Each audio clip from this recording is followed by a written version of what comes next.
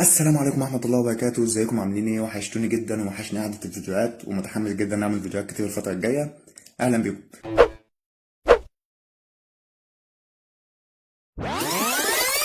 الفيديو ده عن طريقة التفكير، ازاي تغير طريقة تفكيرك وتفكر بطرق مختلفة او تشوف وجهات نظر اكتر للموضوع اللي انت بتفكر فيه وتوصل للحاجة الصح.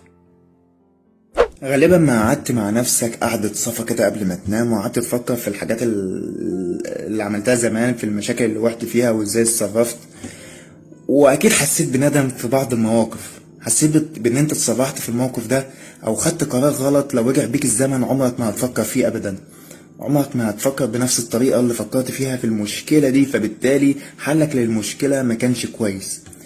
بتقول هو انا عقلي كان فين وانا بفكر في الموضوع ده، وانا عقلي كان فين وانا بتخذ القرار الفلاني. هو بالظبط كده، عقلك كان فين. الوقت ده عقلك بيبقى تحت سيطرة عاطفتك. في الوقت اللي بتحس فيه بالندم فانت بتفكر بعقلك. ده كان طبقا للنظريات او طبقا للمنطق، انا اتخذت قرار غلط وكان لازم أنا افكر فيه بطريقة تانية اللي هو بعقلك. اما لما فكرت بقى ولما اتخذت القرار الغلط كنت بتفكر بعاطفتك. ميولك كانت مسيطرة عليك، كانت مغمية عنيك عن المنطق، وكانت مغمية عنيك عن التفكير الصح وعن انك تستخدم عقلك في انه يقولك ده صح وده غلط. لو رجعنا بقى للأقوام اللي ربنا سبحانه وتعالى كان بيرسل لهم الرسل عشان يدعوهم لعبادته بمعجزات وأدلة صريحة، فكانوا بيقولوا لأ، لقد وجدنا آباءنا كذلك يفعلون. كانوا بيعملوا إيه؟ كانوا بيعبدوا أصنام وبيعبدوا حاجات تانية غير ربنا. رغم وجود الأدلة الصريحة كانت بتغلبهم العاطفة وحبهم لآبائهم وحبهم لتجارتهم بالأصنام اللي كانوا بيعبدوها على عقلهم اللي بيقول لهم ده في أدلة ومعجزات صريحة إن في إله غير الإله اللي انتوا بتعبدوه وما بينفعكمش ولا بيضركم. بس كانت العاطفة أقوى من عقلهم. علشان كده لما بتخير نفسك بين إنك تفكر بعقلك وبتفكر بعاطفتك، العاطفة اللي بتكسب، ميولك اللي بتكسب مش العقل. شركة عربيات لما حبت تزود المبيعات بتاعتها عملت عرض حلو جدا. العرض ده بيقول انك لو هتشتري من عندهم العربية دي هتاخدها قبلها بيوم تجربها عندك في البيت بدون ما تدفع الفلوس، وتيجي تاني يوم بقى تقرر اذا كنت هتشتريها ولا لا، ودي حاجة ترجع لك، وهيودوا لك العربية للمكان اللي انت عايزه.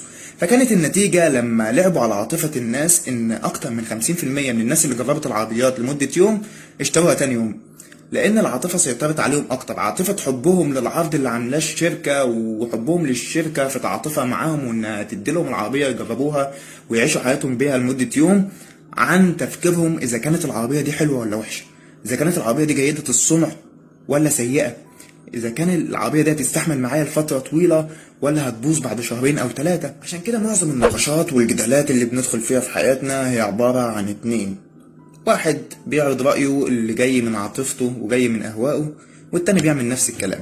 الاتنين بيلتقوا وبيتصارعوا عشان واحد يثبت صحة رأيه ويحسس الشخص التاني إنه هو خسران.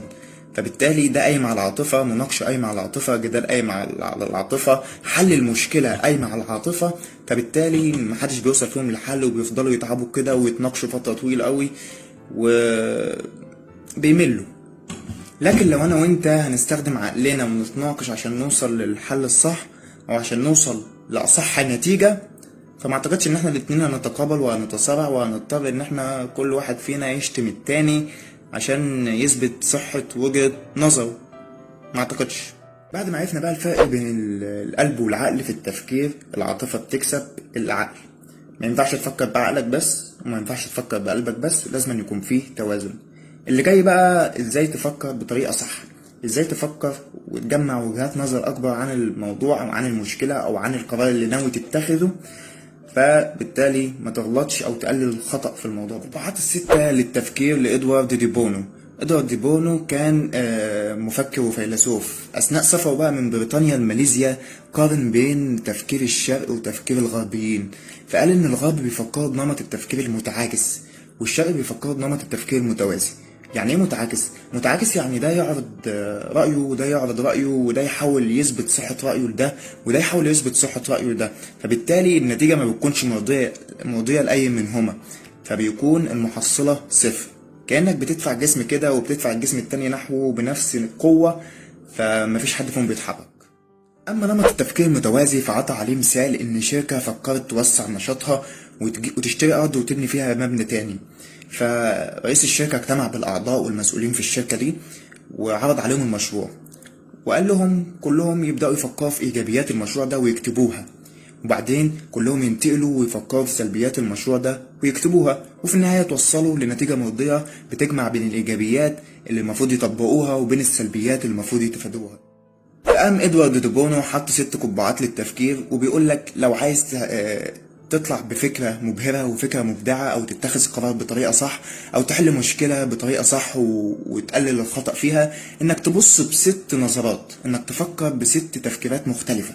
أول حاجة القبعة البيضاء، واللي بتقولك الحقائق، اللي بتديلك المعلومات وتحطها قدامك، وبتبقى قبعة حيادية، تفكر بطريقة حيادية وما تتحيزش لأي طرف عن التاني. الطاقية التانية وهي الطاقية الخضراء. الطاقية الخضراء دي هي الطاقية الإبداعية، اللي بتبص للموضوع بطريقة إبداعية، تطلع فكرة جديدة في الموضوع وتبص له كده خارج الصندوق وتحاول تبتكر حاجات جديدة فيه.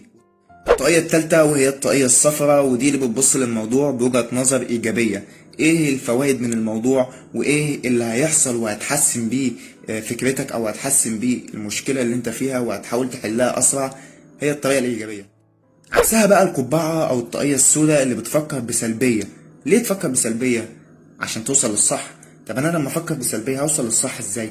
إنك لما تبص على السلبيات بتاع القرار بتاعك، أو تبص على السلبيات بتاع التفكير بتاعك في المشكلة، هتحاول تتجنبه، وبالتالي هتقلل الأضرار أو هتقلل السلبيات اللي هتطلع بيها في الفكرة أو الموضوع.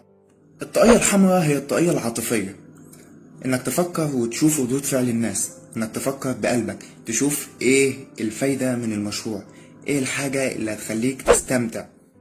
اخر حاجة بقى وهي احلى حاجة فيهم هي الزرقاء. الزرقاء دي هي الاستنتاجية، اللي بتديك بقى القرارات بقى بعد ما تبص على الموضوع ب5 وجهات نظر، تبدأ بقى تاخد القرارات وتبدأ تستنتج الحاجات اللي انت هتعملها. ولان ما بنقدرش نسيطر على العاطفة لقوتها في التأثير علينا، ففي طريقة تانية بتخليك تقلل من العاطفة دي أو تشوف الجوانب السلبية للتفكير بالعاطفة، وهي طريقة 10-10-10، 3 عشرات. إنك تفكر في الموضوع اللي أنت اخترته أو القرار اللي أنت اخترته بعد 10 دقايق تفكيرك فيه هيبقى عامل إزاي، وتفكر بعدين بعد 10 شهور تفكيرك فيه هيبقى عامل إزاي، وهتبص للموضوع إزاي بعد 10 شهور لو تقدم بيك الوقت، وبعد 10 سنين هتبص للموضوع إزاي، هتبقى بتضحك عليه ولا هتبقى موافق على الموضوع ده إن أنت فكرت فيه بعاطفتك عشان ما تندمش بعدين. هي دي طرق التفكير، انك ما تفكرش بعقلك بس وما تفكرش بعاطفتك بس، وانك تفكر ب6 نظرات مختلفة وكلهم متساويين النسب عشان تطلع بأحسن فكرة وأحسن حل للمشكلة. بس كده هيكون الفيديو خلص. لو عجبك الفيديو ما تنساش تعمل لايك وشير وسبسكرايب وفعل زر الجرس عشان يوصلك كل جديد، ولو ما عجبكش اضغط ديسلايك عادي جدا وقول لي انتقادك، واشوفكم في فيديوهات جاية ان شاء الله. اشوفكم على خير.